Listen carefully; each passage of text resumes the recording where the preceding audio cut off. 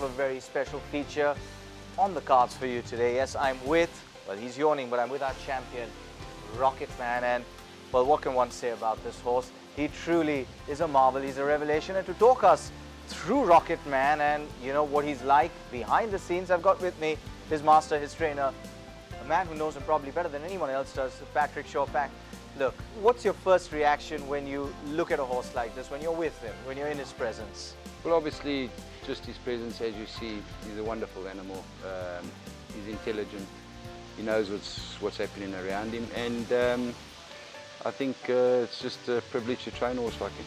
All right, let's go back to Dubai and let's talk about that experience itself. You know, we were watching it on television and we saw the excitement, but the build-up, let's talk about that first. How difficult was it? You know, sometimes the waiting is more difficult than the race itself.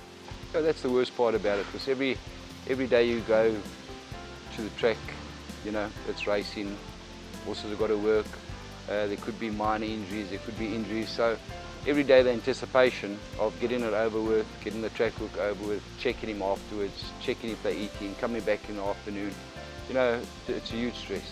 Now in the morning, just before the race actually went off, you heard Kinsale King had been scratched. What were your thoughts going through that? You know, funny enough, I respected him, but on last year's running, I wasn't too worried about him because I thought I could have beaten him quite easily last time. The way the race planned out, it never happened, but I wasn't too worried about him. I was more worried about the second horse. You were more worried about the second horse, unknown quantity over from the US, a lot of speed. They do carry a lot of speed with them.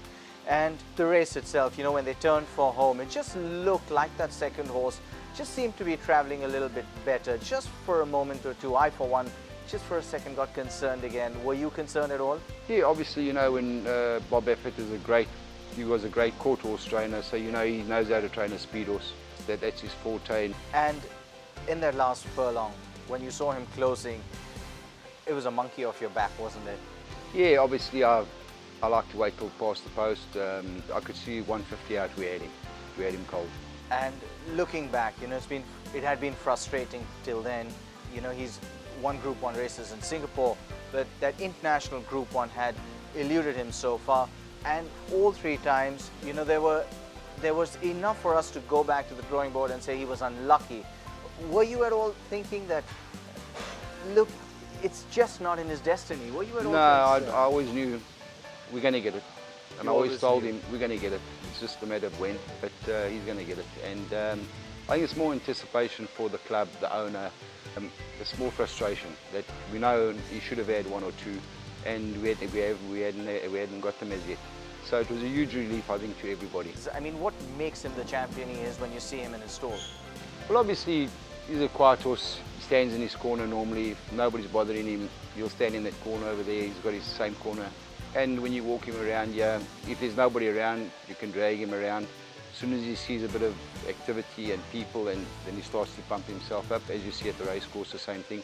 But walking around the normal yard here, he's a normal horse. Looking ahead, we've got the Lion City Cup and then the KrisFlyer Sprint. Now, you've already won your Group 1 International, but how important is this one going to be? Obviously, this is home turf. It'll be great for the Singaporeans to come and watch him live, to see him in action live, and it'll be great for him to win it.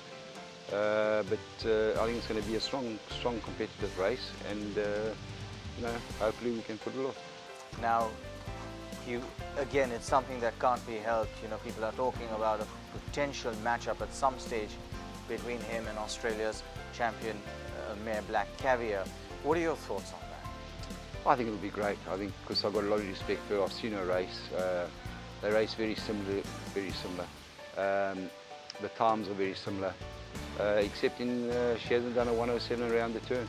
That's right. Now, my last question to you, Patrick, is something you and I discussed 2 years ago, you know, when we were doing some pedigree study and analysis on Rocket Man. And I asked you, you know, as they get older, they tend to stay a bit. Any temptation there? Yeah, obviously it's been in my mind, and a lot of people have been speculating and saying, you know, this horse will go further. But I always say, don't fix what's not broken.